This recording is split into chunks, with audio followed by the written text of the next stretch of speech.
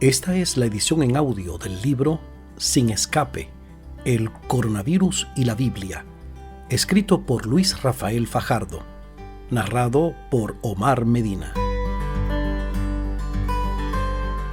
Este libro está disponible gratuitamente en la dirección web fajardoluis.com. Introducción. A mediados de enero de 2020, los ojos de todo el mundo miraban impotentes cómo los devastadores incendios en Australia reducían a cenizas miles de kilómetros cuadrados de zonas habitables y bosques, causando la muerte de animales y personas. Mientras esto ocurría, algunos contuvieron el aliento expectantes por conocer cómo acabaría la tensión entre los Estados Unidos e Irán. Todo parecía indicar que aquello sería el inicio de una guerra de consecuencias impredecibles. En este contexto apareció una noticia que parecía no ser muy relevante. Se trataba del brote de un tipo de gripe en Wuhan, una ciudad del centro de China, quizás desconocida para la mayoría de nosotros. Aquello no parecía nada nuevo y mucho menos algo por lo cual alarmarse. Al fin y al cabo, los brotes de gripe son normales y en general los hemos podido controlar sin mayor dificultad. Además, pensamos que China está muy lejos y por lo tanto no había nada de qué preocuparse. No obstante, para fines de enero de 2020, el fuego de Australia había sido sofocado por las intensas lluvias y tormentas de granizo que le siguieron y las tensiones en Medio Oriente se calmaron, afortunadamente. Sin embargo, no ocurrió lo mismo con la gripe, que para entonces ya tenía nombre propio, coronavirus, denominada en términos clínicos COVID-19 por la Organización Mundial de la Salud, OMS. Para entonces, el coronavirus amenazaba con convertirse en una pandemia, pues se había expandido por gran parte de China y Asia y comenzó a acercarse a las puertas de Occidente. A finales de abril de 2020, España, país donde resido, se acercaba a los 2 meses de confinamiento, y lo mismo en muchos países, tanto de Europa como de América. Somos testigos de un hecho sin precedentes, una pandemia global en nuestra generación. El COVID-19 ha puesto de cabeza bajo nuestra normalidad personal y social, tanto a nivel nacional como internacional.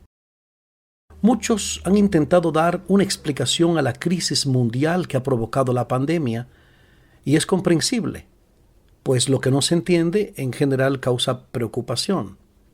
Esto explica por qué intentamos consultar cuanto antes al médico cuando sentimos algún síntoma extraño. Puede que no sea nada por lo que tengamos que preocuparnos, pero mientras no sepamos qué es, no estaremos tranquilos. Otros, al no comprender y pensando que hay información que se nos está ocultando, generan relatos de conspiraciones secretas y noticias falsas que intentan atar los cabos sueltos de la versión que ofrecen los gobiernos. Estas conspiraciones y noticias falsas en general suelen ser negativas y están dirigidas a encontrar el culpable de la pandemia. Por su parte, los predicadores no se ponen de acuerdo. Unos dicen que es un juicio de Dios bien merecido. Otros creen que es una plaga apocalíptica y otros se enfocan en decir paz, paz y hablan de cómo tener tu mejor vida ahora, cuando en realidad no parece haber paz. Otros se limitan a reconocer su perplejidad e incapacidad para explicar lo que está pasando. No obstante, algunos estudiosos en el mundo cristiano lo intentan explicar de otro modo. Para ello, separan el mal en 2 grandes categorías, el mal moral y el mal físico o natural. Por el primero, se entiende que todo lo malo tiene su origen en el ser humano, las guerras, las injusticias, los abusos de poder, etc. Por otro lado, el mal natural abarca todo aquello que causa sufrimiento y no tiene un origen en el ser humano, como los desastres naturales, muchas enfermedades, etc. Siguiendo esta clasificación, se asume que el COVID-19 es un mal natural. Somos conscientes de que es algo aún por demostrar, pero hasta ahora las evidencias señalan un origen natural, siendo clasificada como una zoonosis, es decir, una enfermedad transmitida desde los animales a las personas. Sin embargo, la Biblia indica que tanto el mal moral como el natural tienen un origen común, el pecado, que comenzó en el cielo con Lucifer y luego siguió en la tierra a través de la caída de Adán y Eva.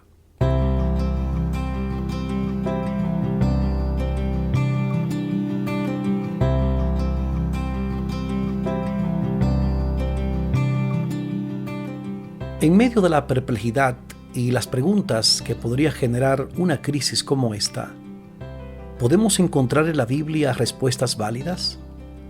¿Podría la Biblia ofrecer esperanzas en tiempo de coronavirus? ¿Hay alguna profecía cuyo cumplimiento podemos asociar con la presente crisis? En definitiva, ¿ofrece la Biblia pautas precisas sobre cómo hacer frente a la actual pandemia? El propósito de esta obra es presentar qué dice la Biblia y entender cómo lo podemos aplicar a la crisis que estamos viviendo estos meses. Explicar dónde se ubica una tragedia como el coronavirus en la cosmovisión bíblica. Además, descubrir qué tiene que decir la Biblia sobre quién es el causante, qué podemos hacer para detenerlo y cómo podemos mantener la esperanza durante la crisis y más allá de la misma. Permíteme darte la bienvenida a este maravilloso recorrido de exploración por toda la Biblia, en busca de las pistas del coronavirus. Espero que disfrutes del camino y que a medida que nos acerquemos al final, encuentres las evidencias suficientes para comprender dónde encaja esta pandemia en el marco bíblico. Si esta crisis te ha provocado miedo, espero que tu temor sea transformado en fortaleza y paz. Si por el contrario te sientes seguro y confiado en Dios, esta obra te ofrecerá motivación y herramientas para compartir tu esperanza.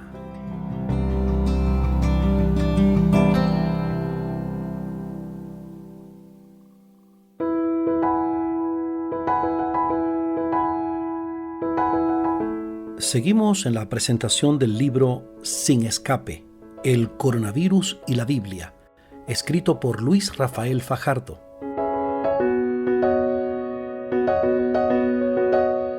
Este libro está disponible gratuitamente en la dirección web fajardoluis.com.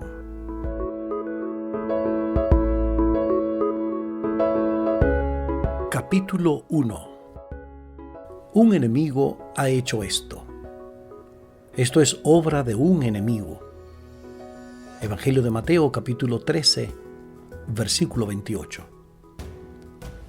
A mediados del mes de marzo de 2020, me disponía a cumplir algunos compromisos de predicación en Suiza. Shuri, mi esposa, estaba como de costumbre pidiéndome que hiciera las maletas a tiempo, actividad que por lo general no me caracteriza.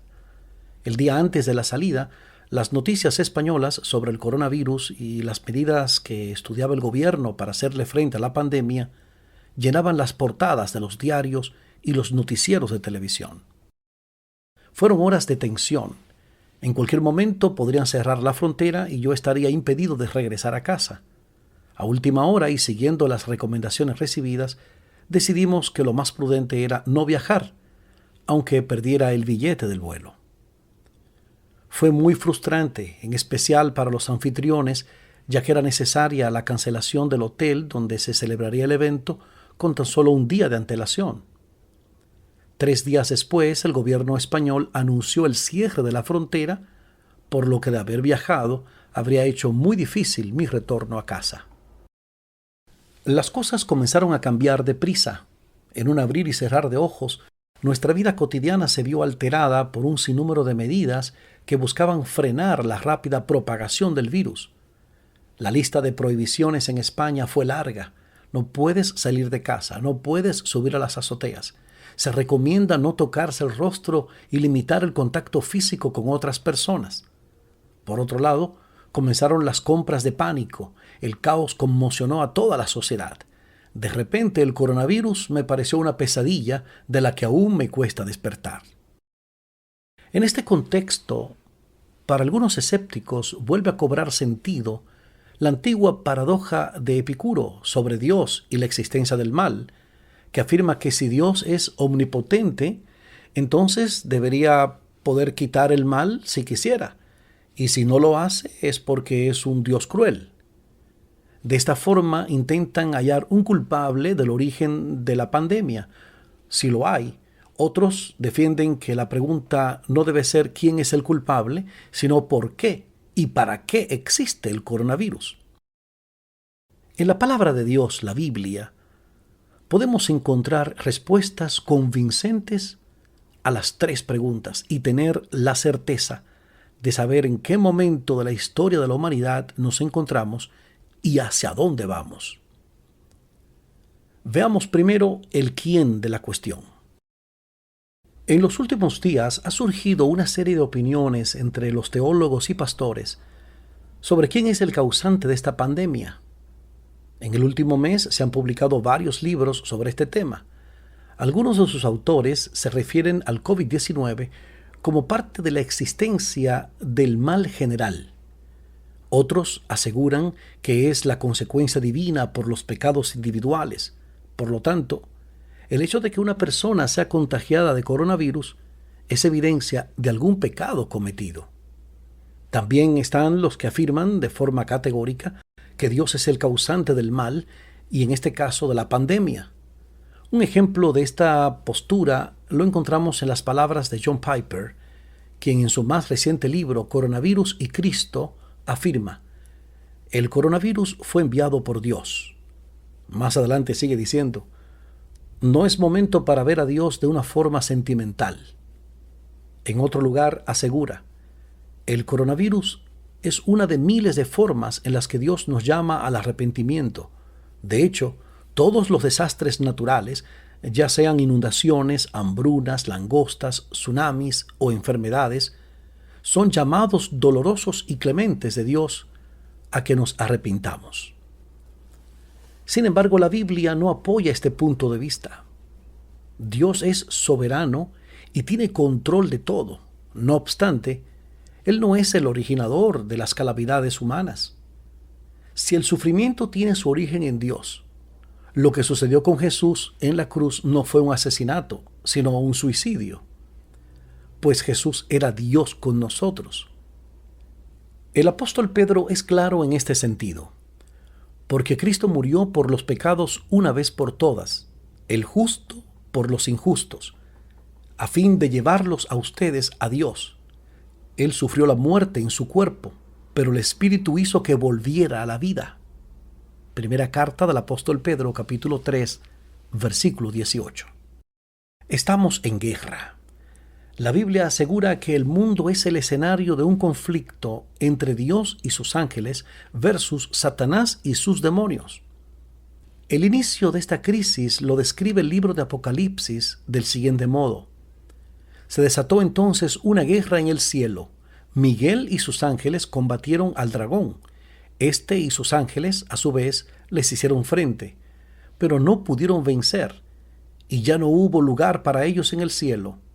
Así fue expulsado el gran dragón, aquella serpiente antigua que se llama Diablo y Satanás, y que engaña al mundo entero, junto con sus ángeles, fue arrojado a la tierra.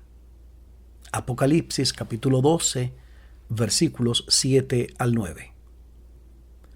El texto deja claro que la guerra iniciada en el cielo continúa aún con mayor intensidad aquí en la tierra, y que el enemigo de Dios intenta engañar a todo el mundo. Satanás es tu enemigo, y también de todo lo bueno y justo, pues su propósito es siempre el mismo: mentir y matar.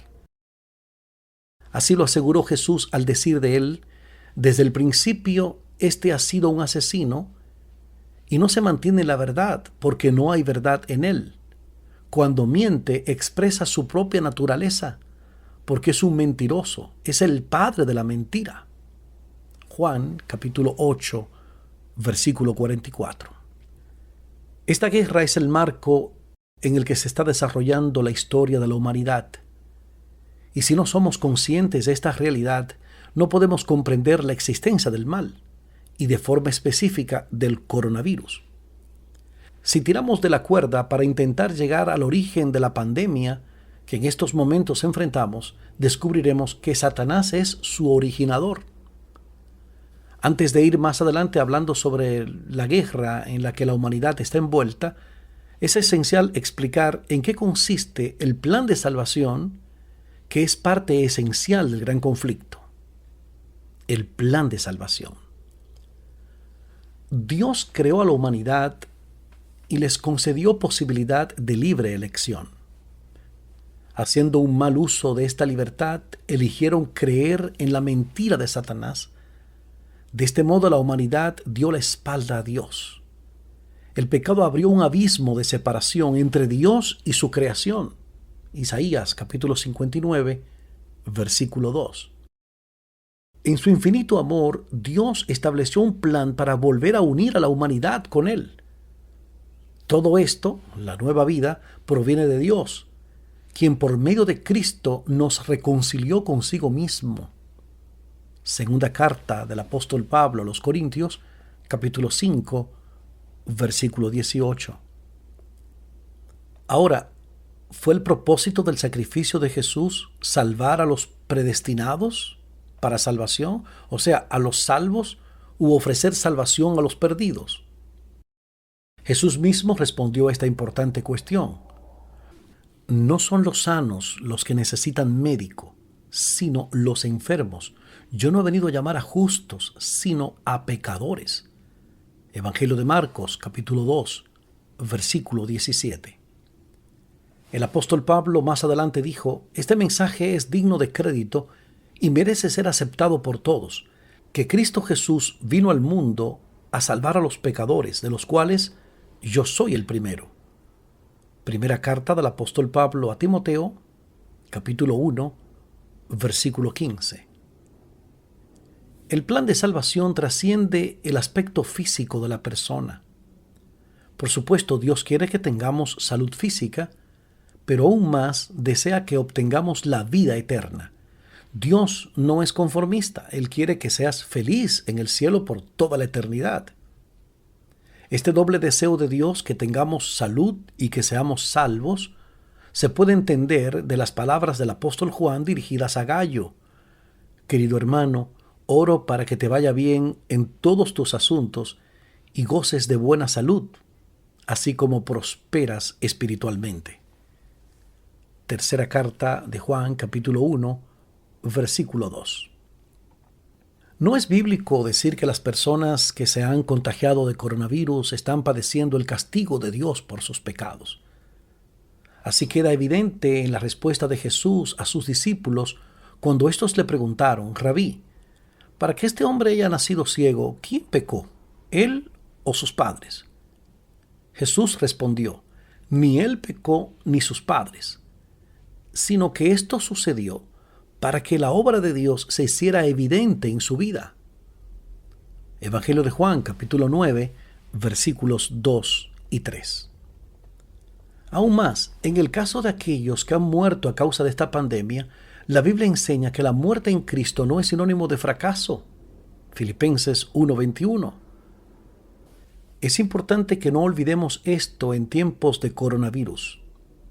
Así que cuando los cristianos hablamos de victoria, nos referimos no solo a una victoria temporal, la salud física, sino también a una victoria eterna, la salvación en Jesús. Un enemigo ha hecho esto.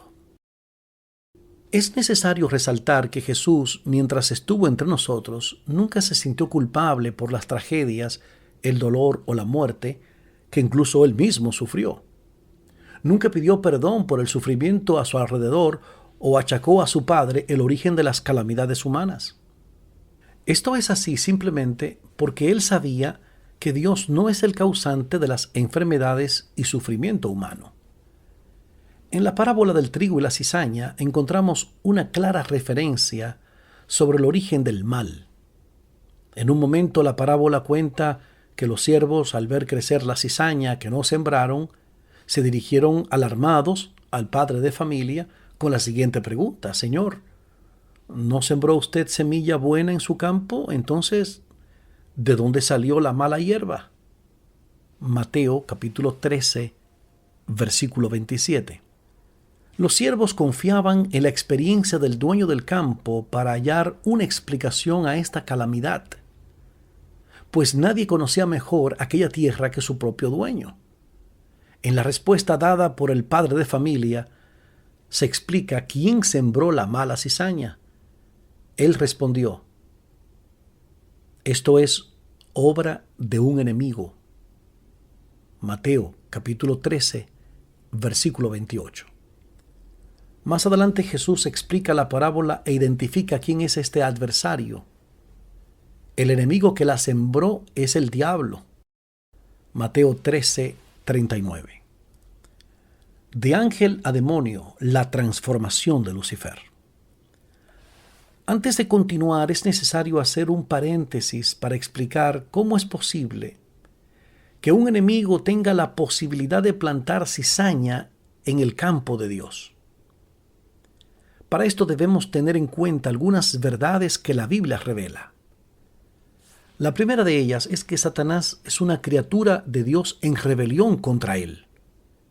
El profeta Ezequiel, en la reseña que hace sobre el rey de Tiro, revela cómo era la apariencia de este ángel recién creado por Dios. Eras un modelo de perfección, lleno de sabiduría, de hermosura perfecta. Estabas en Edén, en el jardín de Dios, adornado con toda clase de piedras preciosas: rubí, crisólito, jade, topacio, cornalina, jaspe, zafiro, granate y esmeralda. Tus joyas y encajes estaban cubiertas de oro y especialmente preparados para ti desde el día en que fuiste creado. Fuiste elegido querubín protector, porque yo así lo dispuse. Estabas en el santo monte de Dios y caminabas sobre piedras de fuego. Desde el día en que fuiste creado, tu conducta fue irreprochable, hasta que la maldad halló cabida en ti. Ezequiel capítulo 28, versículos 12 al 15. En segundo lugar, es necesario comprender que la motivación de Dios para crear a los ángeles y a la humanidad fue el amor. En respuesta, Dios desea ser amado por sus criaturas. Pero para que este amor sea genuino, la criatura debe tener libertad para elegir amar o no amar. Esto es lo que conocemos como libre albedrío o voluntad. Esta libertad no fue concedida solo a los seres humanos, sino a todos los seres inteligentes que Dios creó. Por lo tanto, los ángeles también tienen capacidad de elegir amar a Dios o no. Y al igual que nosotros, pueden ejercer la voluntad para beneficiar o perjudicar a otras criaturas. Satanás, la primera y más poderosa de estas criaturas, usó su voluntad y su libertad para rebelarse contra Dios. La Biblia confirma este hecho cuando dice: por la abundancia de tu comercio te llenaste de violencia y pecaste. Por eso te expulsé del monte de Dios como un objeto profano. A ti, querubín protector, te borré de entre las piedras de fuego. A causa de tu hermosura te llenaste de orgullo. A causa de tu esplendor corrompiste tu sabiduría. Por eso te arrojé por tierra y delante de los reyes te expuse al ridículo. Ezequiel capítulo 28, versículos 16 y 17. Aunque no podemos comprender cómo pudo nacer el pecado en el corazón de Lucifer, el profeta Isaías, en una parábola dirigida al rey de Babilonia, revela los pensamientos egoístas de este querubín, lo que nos puede ayudar a comprender sus intenciones. ¿Cómo caíste del cielo, oh lucero, hijo de la mañana? Cortado fuiste por tierra, tú que debilitabas a las naciones, tú que decías en tu corazón: subiré al cielo, en lo alto, junto a las estrellas de Dios, levantaré mi trono, y en el monte del testimonio me sentaré, a los lados del norte, Sobre las alturas de las nubes subiré y seré semejante al Altísimo. Mas tú derribado eres hasta el Seol, la tumba, a los lados del abismo. Isaías capítulo 14, versículos 12 al 15. De este modo, el querubín protector se convirtió en el adversario de Dios y de su creación. Ahora usa la misma libertad que tenemos todas las criaturas y su poder para dañar a otros hijos de Dios, provocando caos y todo tipo de males, colaborando con el enemigo. Hemos identificado al originador del coronavirus, Satanás. Sin embargo, es necesario que hagamos un paréntesis para hacernos las siguientes preguntas. ¿Es él el único responsable de que hayamos llegado hasta aquí? ¿Podríamos con nuestras actitudes haber contribuido a agravar la pandemia?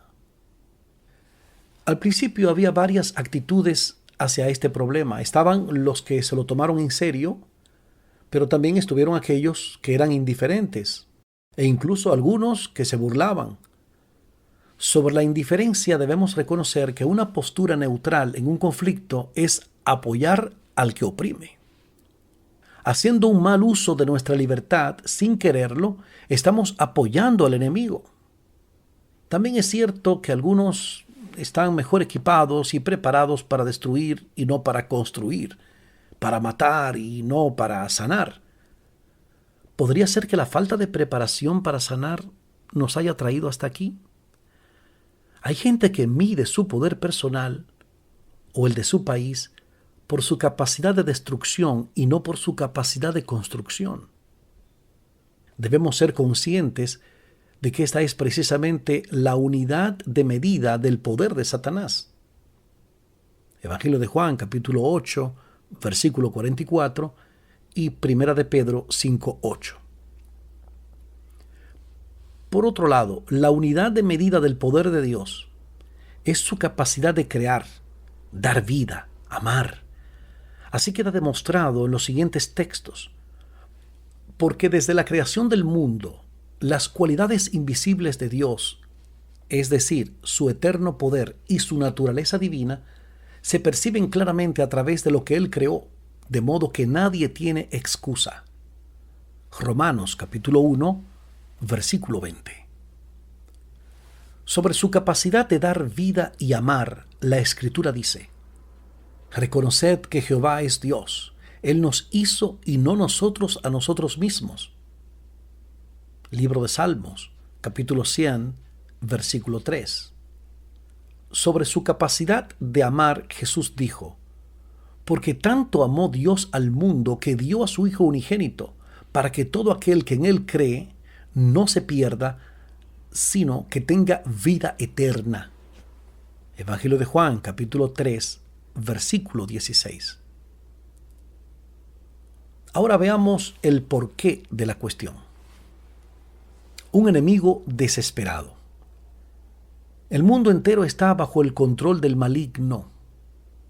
Así lo afirma el apóstol Juan, Primera de Juan, capítulo 5, versículo 19. Satanás no solo es un enemigo inteligente, sino que además es poderoso. Pero esto no debe preocuparnos, porque el que está en ustedes, el Espíritu de Dios, es más poderoso que el que está en el mundo. Primera de Juan, capítulo 4, versículo 4. Dios conoce el fin desde el principio y nos dio las profecías bíblicas, entre otras razones, para reforzar nuestra fe. Así lo afirmó Jesús cuando dijo a los discípulos: les he dicho esto ahora, antes de que suceda, para que cuando suceda, crean. Evangelio de Juan, capítulo 14, versículo 29. Todas las profecías bíblicas del tiempo del fin apuntan a que estamos viviendo los últimos períodos de la historia humana y que la guerra que acabamos de mencionar, con todo su dolor, está cercana a terminar. Eso lo sabe bien nuestro adversario. Viendo que su bando ya ha perdido, pues Cristo lo venció en la cruz, ha intensificado su ataque contra lo más preciado que Dios tiene en la tierra, los humanos. Tal es su furor, que la Biblia lo expresa con aclamación de dolor. Ay de la tierra y del mar, el diablo lleno de furor ha descendido a ustedes, porque sabe que le queda poco tiempo. Apocalipsis, capítulo 12, versículo 12. La administración de la tierra usurpada. Esta cuestión nos lleva a preguntarnos, ¿cómo es que Cristo venció a Satanás en la cruz, pero la guerra aún no se ha acabado? La Biblia también lo explica. Cuando Dios creó a la humanidad, les dio su bendición: tengan muchos hijos, llenen el mundo y gobiernenlo, dominen a los peces y a las aves y a todos los animales que se arrastran. Génesis capítulo 1, versículo 28.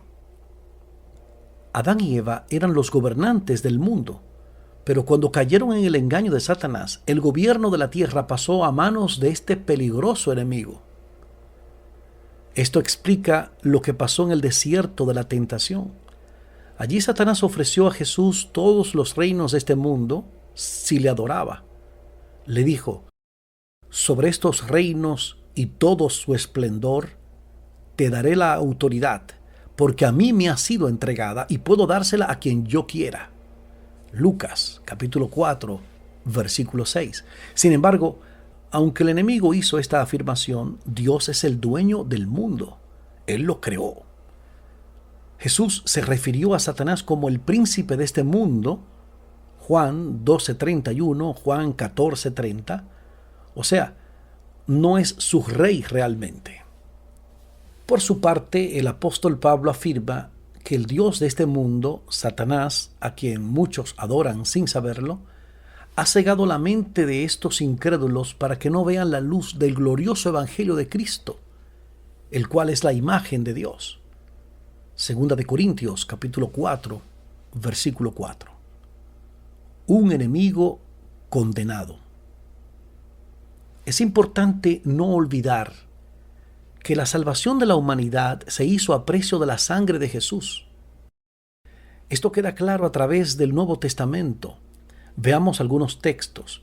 El apóstol Pablo afirma: ustedes fueron comprados por un precio, por tanto honren con su cuerpo a Dios. Primera de Corintios capítulo 6, versículo 20. En el capítulo siguiente nos recuerda: ustedes fueron comprados por un precio, no se vuelvan esclavos de nadie. Primera de Corintios 7, 23. En el libro de Apocalipsis, el Cordero, Jesucristo, es aclamado con un cántico que en su primera parte dice: digno eres de recibir el rollo escrito y de romper sus sellos, porque fuiste sacrificado y con tu sangre compraste para Dios gente de toda raza, lengua, pueblo y nación. Apocalipsis, capítulo 5, versículo 9. En la cruz, el dominio del maligno sobre esta tierra fue condenado a su fin. La resurrección inauguró un periodo de transición del reinado de este mundo que finalmente pasará de manos de Satanás, quien lo consiguió por engaño, a manos de Cristo, quien lo redimió a precio de su propia sangre. Este cambio de gobierno se realizará en la segunda venida de Cristo. Así lo afirma el libro de Apocalipsis: los reinos del mundo han venido a ser de nuestro Señor y de su Cristo, y Él reinará por los siglos de los siglos. Apocalipsis, capítulo 11, versículo 15. Ahora veamos el para qué de la cuestión. El agente detrás de las calamidades. La realidad del inevitable traspaso de gobierno del mundo al final de la historia tiene mucho que ver con el coronavirus. La Biblia dice que a medida que se acercara el día final del dominio de Satanás sobre la tierra y su traspaso de mando a su legítimo gobernante, Jesús, el enemigo provocaría más destrucción para causar mayor dolor a Dios y a la humanidad. Ya lo dijo Jesús: el ladrón no viene sino para hurtar, matar y destruir. Yo he venido para que tengan vida y la tengan en abundancia. Evangelio de Juan, capítulo 10, versículo 10. Cuando una persona muere, Dios lo siente. Este es el propósito de Satanás, usar su libertad para causar sufrimiento a Dios y a las personas. Es importante que esto quede claro. Yo no quiero la muerte de nadie, conviértanse y vivirán. Lo afirma el Señor omnipotente. Ezequiel capítulo 18, versículo 32. También Jesús dijo, Dios no envió a su Hijo al mundo para condenar al mundo, sino para salvarlo por medio de él. Evangelio de Juan capítulo 3, versículo 17. Jesús describió muchas de las maneras que Satanás usaría para matar en medio de su desesperación en los días finales de la guerra con Dios. Mateo 24, Marcos capítulo 13, Lucas capítulo 21. Usaría calamidades dirigidas a sus criaturas, guerras, plagas. Aquí entra el coronavirus. Hambrunas.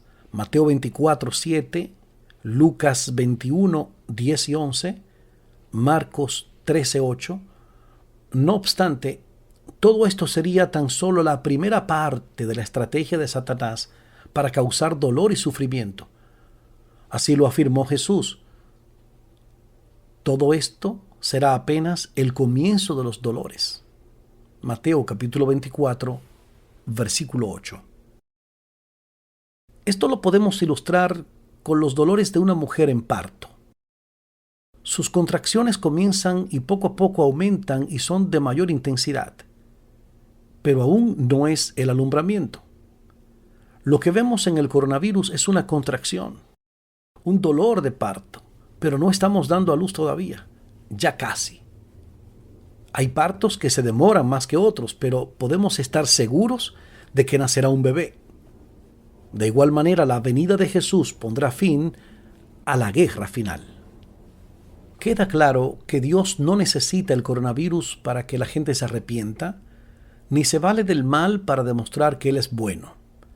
El apóstol Juan afirma que nadie los engañe, el que practica la justicia es justo, así como Él es justo. El que practica el pecado es del diablo, porque el diablo ha estado pecando desde el principio. El Hijo de Dios fue enviado precisamente para destruir las obras del diablo.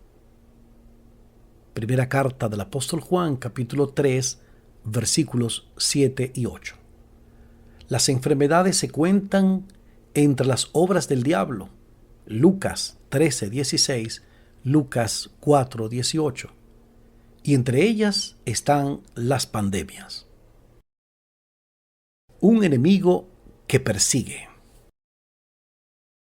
Más adelante, los ataques irán dirigidos de forma específica contra aquellos que intenten permanecer fieles a Dios. Mediante persecuciones y muchas limitaciones e injusticias, matará a cuantos pudiera. Jesús lo dice con las siguientes palabras: entonces los entregarán a ustedes para que los persigan y los maten, y los odiarán todas las naciones por causa de mi nombre. Mateo capítulo 24, versículo 9. Si entendemos estas calamidades en el contexto del discurso de Jesús sobre el tiempo del fin, queda claro que la persecución de los cristianos, las guerras, las pestes y el hambre tienen un origen común. De modo que si conseguimos identificar al responsable de la persecución del pueblo de Dios, estaríamos identificando también al causante de los demás males. Podemos encontrar un ejemplo clarificador en la historia de la aparición de Jesús a Saulo, quien se dirigía a Damasco con intención de apresar a los cristianos.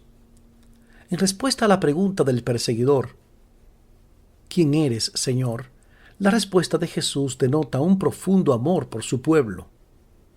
Yo soy Jesús, a quien tú persigues. Hechos 9:5. No dijo simplemente estás persiguiendo a mi pueblo, sino que identifica a su pueblo consigo mismo. De este modo queda claro que quien persigue al pueblo de Dios está persiguiendo directamente a Jesús. Por lo tanto, no puede ser el mismo Jesús quien se autopersiga. Esto sería absurdo.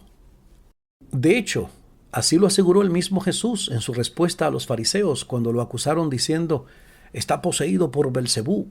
expulsa a los demonios por medio del príncipe de los demonios. Marcos 3:22. Jesús les dijo: ¿cómo puede Satanás expulsar a Satanás? Si un reino está dividido contra sí mismo, este reino no puede mantenerse en pie. Y si una familia está dividida contra sí misma, esa familia no puede mantenerse en pie. Marcos capítulo 3, versículos 23 y 24. Queda claro que quien persigue a los cristianos es el enemigo de Dios, Satanás, y es quien también causará las calamidades que servirán de señales para anunciar el fin del mundo, entre los cuales estarán hambres, guerras y las pestes, como el coronavirus. Después de estas calamidades, sacará su mejor arma, la que le ha dado mayor resultado: el engaño. Jesús avisó que entonces surgirá un gran número de falsos profetas que engañarán a muchos. Mateo 24:11. Pero no hemos de temer, porque tal como dice la Escritura, el Espíritu Santo nos dará la fuerza necesaria para mantenernos firmes en la verdad, de manera que su poder cambiará nuestra debilidad por fortaleza. Jesús fue claro al decir: es necesario que esto suceda, pero no será todavía el fin. Mateo capítulo 24, versículo 6. No obstante, nos da la certeza de que como Él venció, nosotros también venceremos. Así lo aseguró cuando dijo: yo les he dicho estas cosas para que en mí hallen paz. En este mundo afrontarán aflicciones, pero anímense, yo he vencido al mundo. Evangelio de Juan, capítulo 16, versículo 33. Cristianos como el sándalo. Jesús aseguró que aún en medio de la terrible persecución, el mensaje del Evangelio sería predicado al mundo e incluso en los palacios de gobierno. Lucas capítulo 21, versículo 13. Esto indica que Dios y su iglesia seguirán brindando amor y ofreciendo esperanza en tiempos muy difíciles, y muchas personas se convencerán del valor del Evangelio al ver el testimonio de los cristianos, quienes actuarán como el árbol del sándalo que perfuma el hacha que lo corta. Esto se ha repetido a través de toda la historia del cristianismo, pues en medio de las más duras crisis y persecuciones, Dios ha fortalecido a los cristianos para llevar el mensaje de paz y esperanza al mundo, tal como lo hizo Jesús. Más adelante conoceremos varios ejemplos que muestran este compromiso cristiano. El mensaje de Jesús no siempre ha sido comprendido. No debemos olvidar que Jesús también sufrió persecución. Él mismo dijo: recuerden lo que les dije, ningún siervo es más que su amo. Si a mí me han perseguido, también a ustedes los perseguirán. Juan capítulo 15, versículo 20. No solo debemos ser cristianos por la bendición, somos llamados a ser luz y sal del mundo. Mateo 5, 13 al 15. Tanto en tiempos buenos como en tiempos difíciles. Se ejecutará sentencia. La Biblia indica de forma clara que Dios está haciendo un esfuerzo sobrehumano, nunca mejor dicho, para que todos acepten la salvación dispuesta en Jesús, pues no se alegra por la muerte de nadie, ni siquiera por aquellas personas que consideramos malas. ¿Sabes por qué? Porque Dios no tiene sobrinos, ni nietos, ni ahijados. Él solo tiene hijos e hijas hechos a su imagen y semejanza, y los ama, aunque no aprueba su decisión de usar la libertad para seguir el camino del enemigo. No obstante, pronto Jesús vendrá y la guerra acabará. También llegará el fin de Satanás y todas sus injusticias. El rebelde engañador tendrá que levantar sus manos llenas de la sangre de sus víctimas y asumir su responsabilidad por todo el daño que ha causado a través de los siglos. Esto lo veremos más en detalle en los siguientes capítulos. Jesús dijo: ¿acaso Dios no hará justicia a sus escogidos que claman a Él día y noche? ¿Se tardará mucho en responderles? Lucas capítulo 18, versículo 7. Y él mismo responde a continuación: les digo que sí les hará justicia y sin demora. Lucas 18, 8. Al final, Dios enjugará toda lágrima de los ojos y ya no habrá muerte, ni llanto, ni lamento, ni dolor, porque las primeras cosas han dejado de existir. Apocalipsis capítulo 21, versículo 4. Hemos visto que Dios no es responsable por el coronavirus y no quiere que suframos. Sin embargo, podrían surgir otras preguntas. ¿Qué está haciendo Dios en medio de esta pandemia para ayudarnos? La respuesta a esta pregunta la podemos encontrar estudiando cuál fue su actitud frente a las pandemias que ocurrieron en la antigüedad. A esto dedicaremos la segunda parada de nuestro viaje.